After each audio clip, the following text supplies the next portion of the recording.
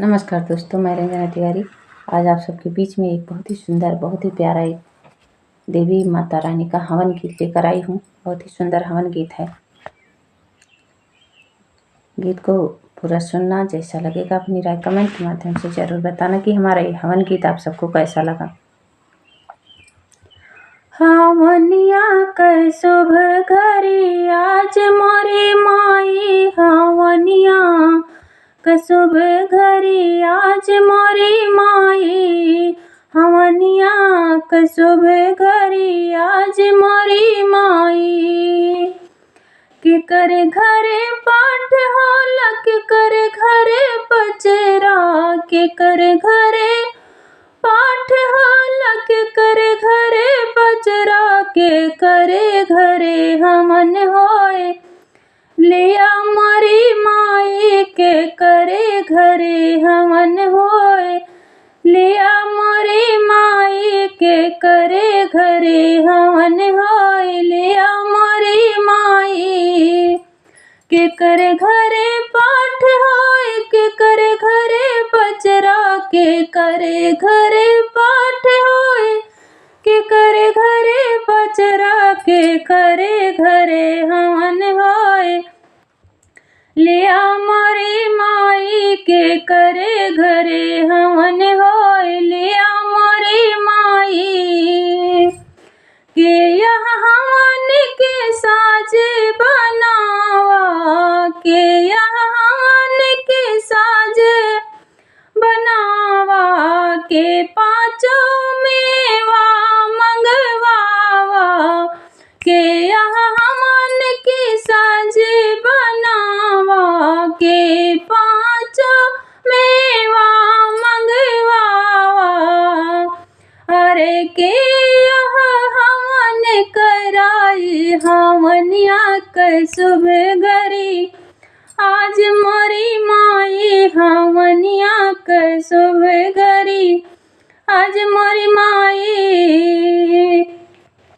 अरे हमरे तेवरी रमा हवन ले आवे, हमरे तेवरी रमा हवन ले आवे, त्योराइन हवन साज बनावे, हमरे तेवरी रमा हवन ले आवे, त्योराइन हवन साज बनावे, दुल्हन हवन करावे, हवनिया कै शुभ घड़ी आज मोरी माई, हवनिया कै शुभ घड़ी आज मोरी माई, हवनिया कै शुभ घड़ी आज मोरी माई। काहे कै हवन होय, काहे कै लकड़ी, काहे कै हवन कहने कै लकड़ी, काहे कै हवन कहने कै लकड़ी, काहे के घी माँ जलाए हवनिया कै शुभ घड़ी आज मोरी माई, हवनिया कै शुभ घड़ी आज मोरी माई। अरे काहे कै हवन होय, काहे कै लकड़ी, काहे के घी माँ जलाए हवनिया कै शुभ घड़ी आज मोरी माई, हवनिया कै शुभ घड़ी आज मोरी माई। अरे पाँचों मेवा कै हवन होते हैं, पाँचों मेवा कै हवन होते हैं, आमे कै लकड़ी घी माँ जलाए हवनिया कै शुभ घड़ी आज मोरी माई, हवनिया कै शुभ घड़ी।